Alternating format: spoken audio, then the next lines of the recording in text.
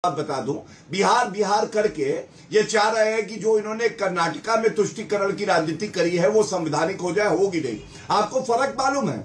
इनको ये भी नहीं पता है बिहार में जो सरकारी स्कूल है, एजुकेशनल इंस्टीट्यूट्स हैं, वहां पे हमने क्वांटिफाइबल डेटा के आधार पे चिन्हित करके कुछ वर्ग हैं जिनको आरक्षण दिया है।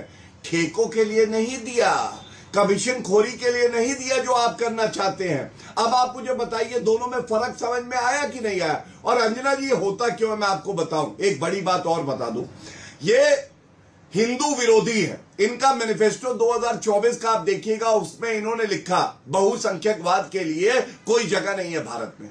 बहुसंख्यकवाद के लिए जगह नहीं है, मतलब 84% हिंदुओं के लिए कोई जगह नहीं है। हाँ। लेकिन मुसलमान अगर आपका वोट बैंक है उसके लिए जगह है। गौरव जी, वोट बैंक की बात से मुझे याद आया कि सरकारी ठेके की जब बात होती है तो कर्नाटक में ही सरकारी ठेके में जो कर्नाटक में आरक्षण है उसमें ओबीसी 2B जो ये मुस्लिम को 4% दे रहे थे, आपने इसमें पहले लिंगायत और वोकालिका के लिए 2% कर दिया था।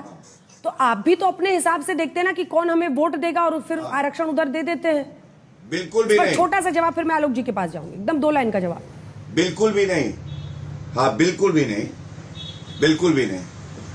आपने बात जो कही, आपको मालूम है आरक्षण क्यों हमारे यहाँ संवैधानिक माना गया? अच्छा। जब संविधान निर्माता चर्चा कर रहे थे तो उन्होंने कहा कि जो पिछड़े वर्ग से आते हैं, SC ST और उसके बाद OBC ऐड हुए, ये लोग क्योंकि प्रताड़ित किए गए हैं सदियों से, शताब्दियों से, इसलिए इनको हमें एक आधार देना होगा कि ये मुख्य धारा में जुड़े, इनका सशक्तिकरण जरूरी है।